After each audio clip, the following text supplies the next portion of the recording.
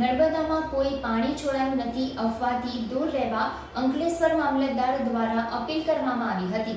કરજણ ડેમમાંથી માત્ર 30,000 ક્યુસેક પાણી છોડાયું હતું, જે નહિવત પ્રમાણમાં હતું। ગોલ્ડન બ્રિજ પર સપાટી સ્થિર સાથે તંત્રનું સતત મોનિટરિંગ શરૂ કર્યું છે।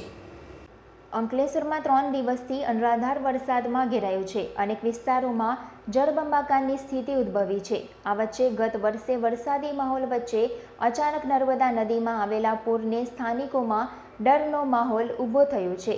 આજ રોજ અંકલેશ્વર નર્મદા નદીમાં ડેમમાંથી પાણી છોડવામાં આવ્યું હોવાની અફવાએ જોર પકડ્યું હતું।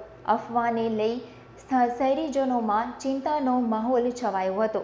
જોકે આ અંગે અંકલેશ્વર મામલતદાર કરણસિંહ રાજપૂત દ્વારા સ્પષ્ટતા કરતા જણાવ્યું હતું કે માત્ર કરજણ ડેમમાંથી 30,000 ક્યુસેક પાણી છોડાયું હતું।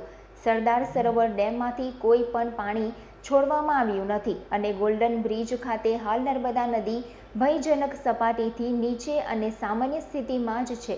ત્યારે અફવાઓથી દૂર રહેવા માટે લોક અપીલ કરી હતી, તેમજ તંત્ર દ્વારા તકેદારી રૂપે તમામ પગલાં ભરી સ્થિતિ પર નજર રાખી રહી છે। આજરોજ અંકલેશ્વરમાં છેલ્લા 2 દિવસથી 9 ઇંચ જેટલો વરસાદ પડેલ છે। તેમાંથી વરસાદી પાણીનો નિકાલ ધીમે ધીમે થાય છે।